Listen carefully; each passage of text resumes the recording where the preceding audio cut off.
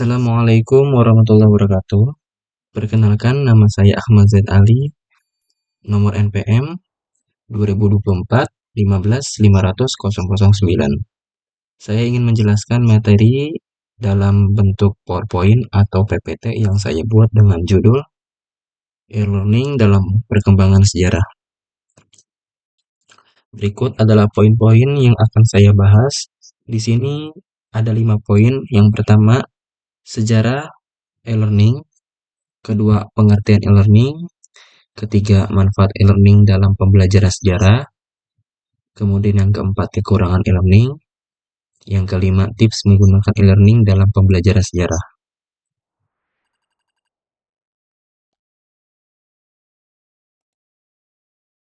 Yang pertama, poin yang saya akan bahas yaitu sejarah perkembangan e-learning. Sejarah e-learning menunjukkan bagaimana metode pembelajaran berbasis teknologi telah berevolusi dari media tradisional ke media digital. Jadi di tahun 1960-an, e-learning itu dimulai dengan penggunaan televisi pendidikan dan radio sebagai media pembelajaran jarak jauh. Nah, contohnya itu kuliah jarak jauh melalui siaran TV oleh universitas di Amerika. Kemudian di era 1990-an mulai digunakan komputer dan CD-ROM interaktif. Nah, contohnya itu software edukasi sejarah seperti Encarta Encyclopedia yang berbentuk CD itu. Kemudian pada tahun 2000-an hingga masuk ke perkembangan e-learning di masa kini, perkembangan internet memunculkan Learning Management System dalam singkatan LMS seperti Google Classroom, Moodle, dan Edmodo. Contoh perkembangan e-learning pada masa kini, siswa belajar sejarah ataupun siswa belajar melalui Zoom, Google Meet, atau platform e-learning kampus yang telah disediakan oleh pihak kampus. Terus fungsi dan kegunaannya itu apa? Nah, yang pertama itu memudahkan penyampaian materi secara kepada banyak peserta secara luas dan cepat. Kemudian yang kedua itu menjadi alternatif pembelajaran saat kondisi tidak memungkinkan tatap muka, misalnya saat pandemi. Nah, yang kedua, poin yang kita akan bahas adalah pengertian e-learning. Definisinya itu, e-learning adalah metode pembelajaran yang memanfaatkan teknologi informasi dan komunikasi (TIK) untuk menyampaikan materi ajar secara daring online. Ciri-cirinya itu, kita itu nggak perlu bertatap muka secara fisik. Berarti kita nggak tatap muka melalui kelas di sekolah ataupun kelas di dalam kampus. Kemudian juga materi yang diberikan kita bisa dapat mengakses melalui perangkat digital seperti HP, laptop, dan tablet. Jadi kita nggak perlu mengakses materi itu dari buku, tetapi kita dapat itu mengakses materinya itu melalui HP. Jadi kita bisa melihat internet, kita bisa pergi ke web untuk mencari materi-materi tersebut, ataupun materi-materi itu sudah disediakan oleh guru ataupun dosen, dan kita dapat bisa mengakses. Yang kedua itu memungkinkan interaksi dua arah secara sinkron, langsung, atau asinkron tertunda. Contohnya itu pembelajaran sejarah menggunakan Google Classroom yang dilengkapi materi PDF, video dokumenter, dan tugas interaktif.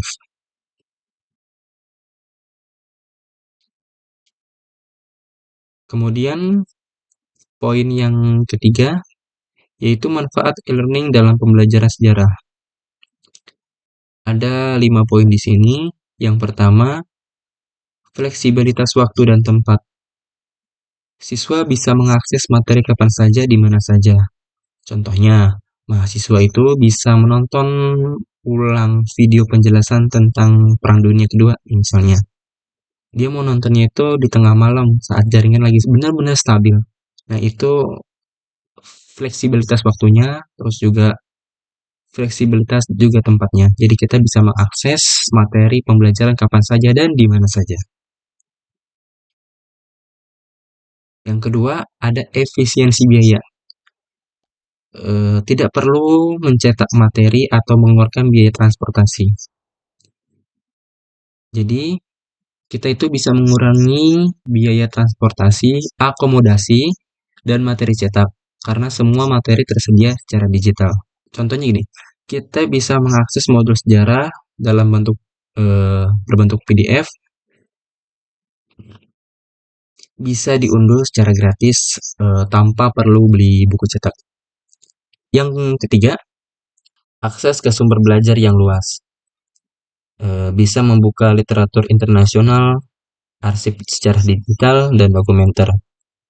Contohnya itu kita menggunakan YouTube History Channel untuk memperkaya materi pelajaran.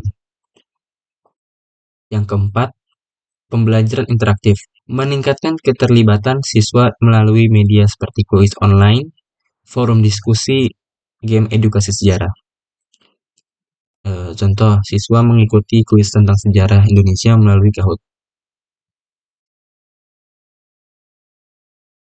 Dan yang kelima, pemantauan perkembangan peserta didik. Guru dapat memantau kemajuan belajar lewat sistem LMS. Contoh, fitur laporan nilai dan grafik kehadiran di Moodle.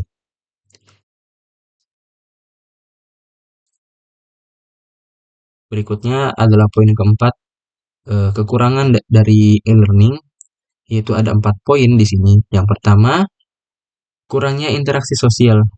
Minimnya tatap muka dapat mengurangi hubungan emosional antara guru dan siswa. Contoh, diskusi sejarah menjadi kaku karena keterbatasan komunikasi verbal. Terus, yang kedua, ketergantungan pada infrastruktur teknologi.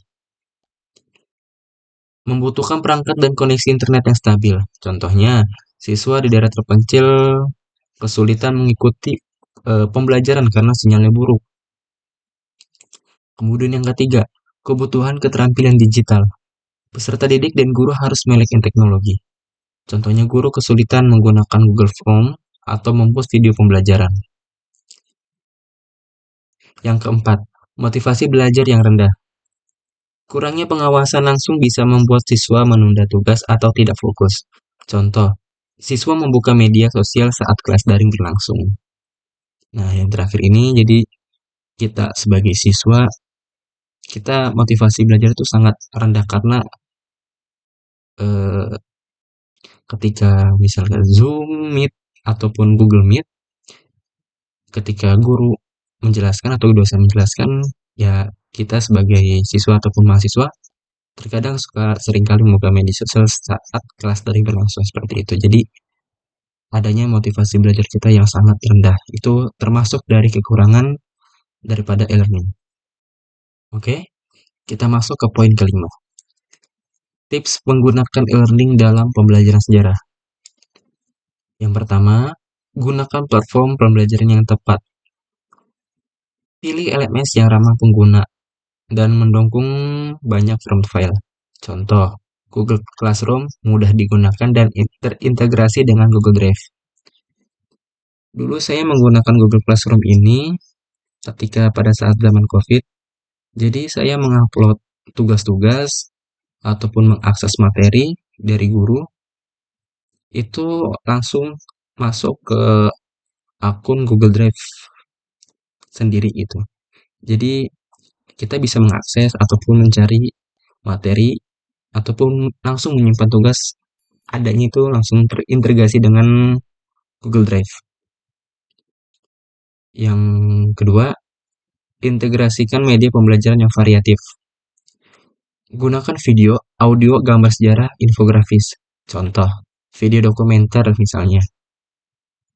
Ataupun kita cari eh, rekaman-rekaman pidato baik dari presiden ataupun tokoh-tokoh penting. Kemudian yang ketiga itu fasilitasi diskusi dan kolaborasi. Buat forum tanya jawab atau kerja kelompok daring. Contoh, kita bisa diskusi analisis teks proklamasi di grup kelas WhatsApp. Jadi kita bisa kerja kelompok misalkan. Terus kita buat cara grup di dalam WhatsApp tersebut kita bisa memberikan pertanyaan ataupun menjawab pertanyaan tersebut. Kemudian yang terakhir, evaluasi dan umpan balik. Beri tugas berkala dan umpan balik cepat agar siswa itu bisa termotivasi. Contohnya, kuis interaktif tentang tokoh sejarah, disertai dengan komentar para guru. Baiklah, kesimpulan dari materi e-learning dalam perkembangan sejarah. E-learning itu merupakan metode pembelajaran yang memanfaatkan teknologi informasi dan komunikasi untuk menyampaikan materi ajar secara daring, memungkinkan peserta didik dapat mengakses materi, berinteraksi dengan pengajar, dan melakukan evaluasi tanpa harus bertatap muka secara langsung. Dalam pembelajaran sejarah, e-learning menawarkan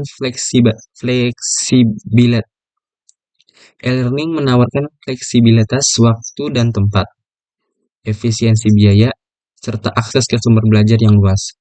Namun, tantangan seperti kurangnya interaksi sosial, ketergantungan pada infrastruktur teknologi, dan kebutuhan keterampilan digital menjadi hambatan yang perlu diatasi. Penerapan e-learning dalam pembelajaran sejarah dapat meningkatkan motivasi dan hasil belajar siswa, asalkan didukung dengan oleh kesiapan guru, fasilitas yang memadai, dan perencanaan pembelajaran yang efektif. Demikian penyampaian materi saya. Semoga hasilnya memuaskan dan mohon maaf apabila penyampaian saya kurang memuaskan. Saya mohon maaf dan berterima kasih. Wassalamualaikum warahmatullahi wabarakatuh.